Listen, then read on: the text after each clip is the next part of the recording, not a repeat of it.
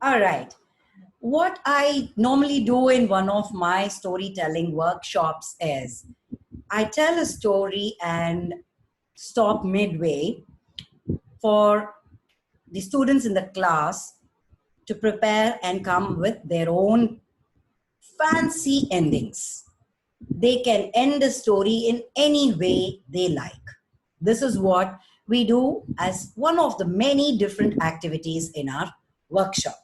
So I thought, what if I do that with you people? But if we unmute and everybody starts talking, that will be a little chaos. So I'll stop the story at a place where it is very, very engrossing that you can't wait to know what happens next. So let's see what happens. And I'll tell you what we'll do after that. Okay. Today's story is about a strong lady.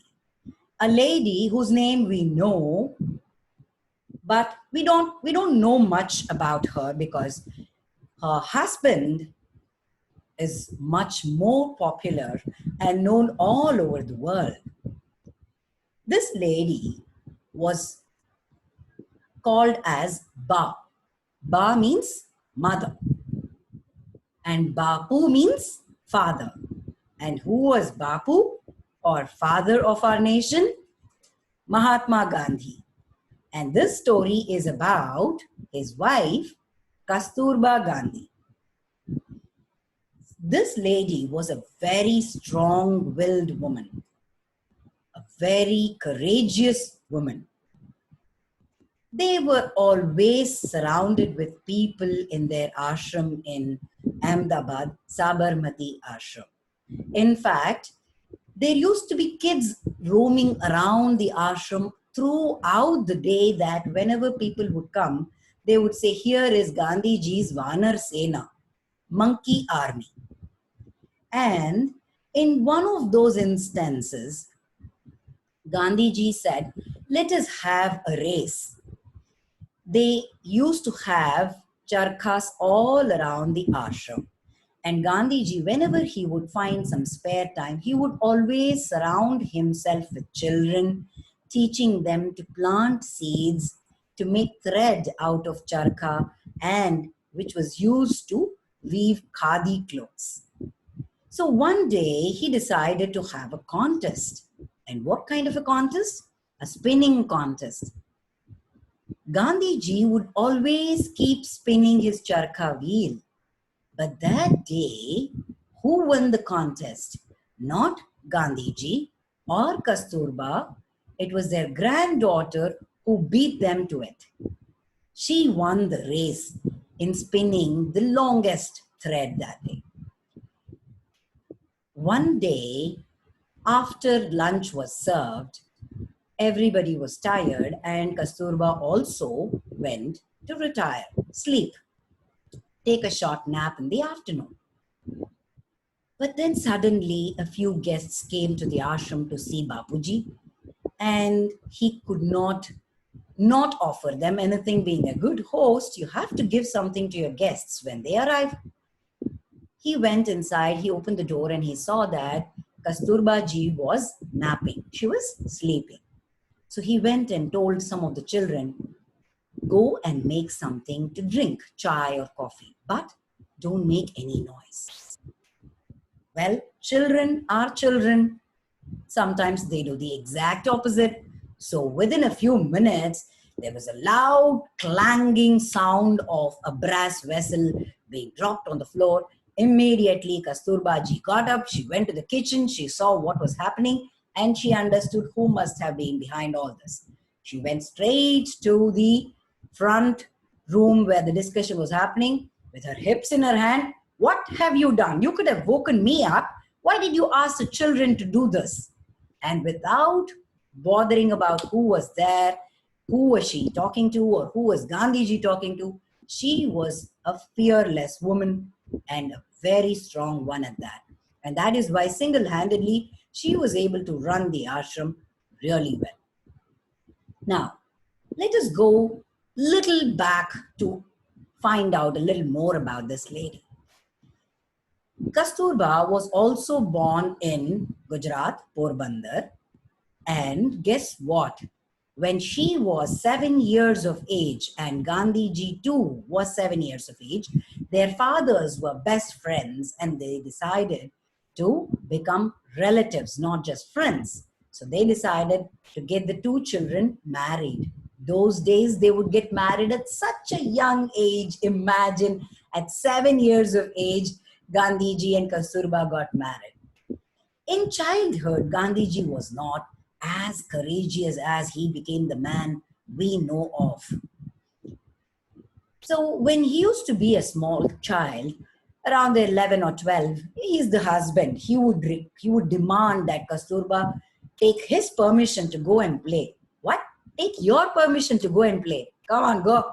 She would never ever bother. She would do what she wanted to do. She would go play with her friends and come back. But Gandhiji was not a very, very brave person. He was always scared of the dark, scared of snakes, but she was a very fearless child. She would go out and play in the dark, not minding what creatures would creep in, nothing of that sort. So when she was 17 years of age, they had their first child, and Gandhiji went to London to pursue his degree in law. And then he came back only after 3 years. This was the time when our country was being ruled by the Britishers. And he went to their own land to learn law, study law, and come back. He lived in India for a few years and then he had to go to South Africa on work. This time, Kasturba had two children, two boys. She was 27 years old. She boarded the ship from Bombay to South Africa. Those days they had to go to long distance, far off countries only via ship. And it would take a long time, many, many days. Imagine a woman who was not at all educated, who could not speak any other language other than Gujarati, boarding a ship with two small children in her arms and traveling so many miles away. She could have done it only because she was a very courageous woman. Things in South Africa were not very easy. When she was here in India, in Gujarat, she belonged to a very wealthy family. They lived as a joint family, a very huge family. Everybody would take care of her and her children. But in South Africa, things were very different. South Africa was also ruled by the Britishers then, and the whites and blacks, the apartheid was very, very sharp and high those days. So these people of color, they were called as people of color, those who were not white, they would be treated differently.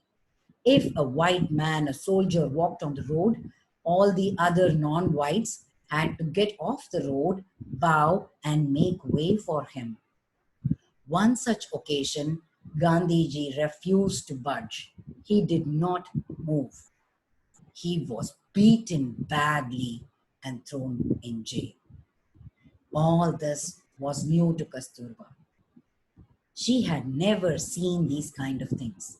But imagine what kind of a pillar of support she became to him after they decided to come back to India and chose to remain in India and fight for its freedom, fight with non-violence. He was the man who chose to choose the arm, the weapon of non-violence and not any other weapon to fight and throw the Britishers away from our country. There were many instances that happened in their life which were really very hilarious. For example, Gandhiji would always experiment with his food habits. He was a vegetarian, but some days he would say, I would eat only nuts and no food at all. So he would be fasting and he would eat only nuts and nothing else. Then some days he will say, no salt in my food. But then he was the man who marched towards Dandi for salt satyagraha, right? So when he did that, Kasturba really laughed. She would be really at her wits' end because Gandhi would say, this week I'm going to eat only fruits. Or this week I'm not going to eat anything at all. He was a man known to fast. And he would go on fast for many, many days. And Kasturba would be very worried about his health. During those days, his doctor advised him to just have milk, cow's milk. You can go on fast. You need not eat any solids, but just drink some milk. Otherwise, you'll become completely weak. He said, no, I will not drink even a cow's milk. Then slowly, she started getting him habituated to drinking goat's milk. She kind of adapted to all his changing needs and demands, but she never gave up supporting him.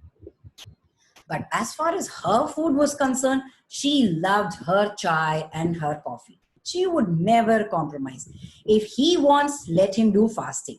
I will not stop having my chai and my coffee. That is very important for me. Well, she was a woman who knew what she wanted and knew what she had to do to take care of the affairs of the ashram.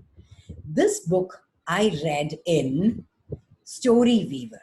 And this is an interesting book written by Subhadra Sen Gupta.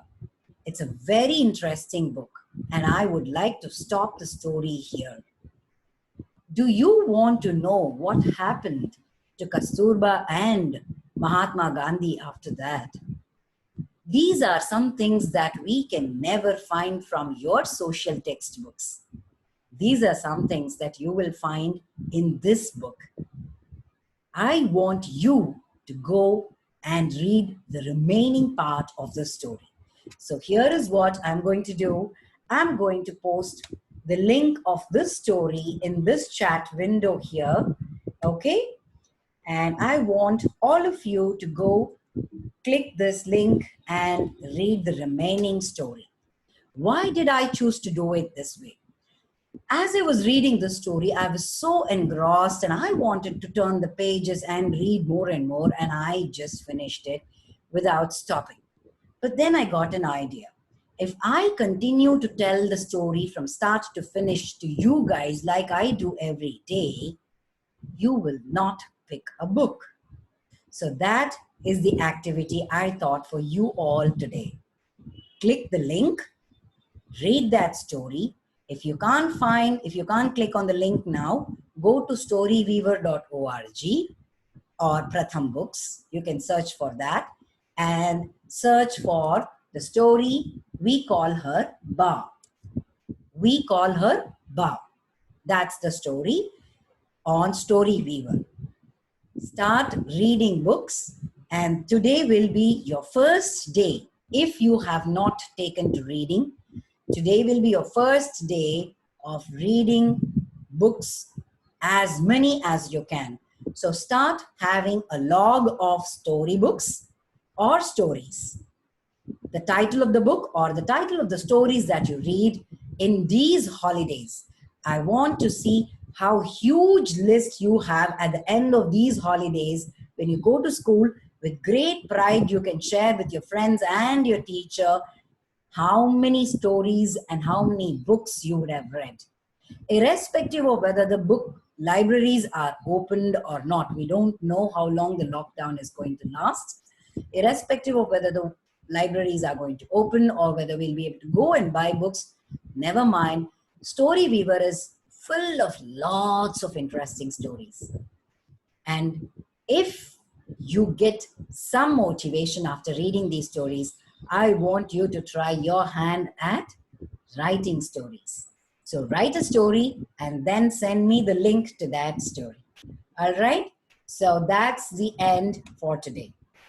I'll stop recording now and we can continue our discussion. All right?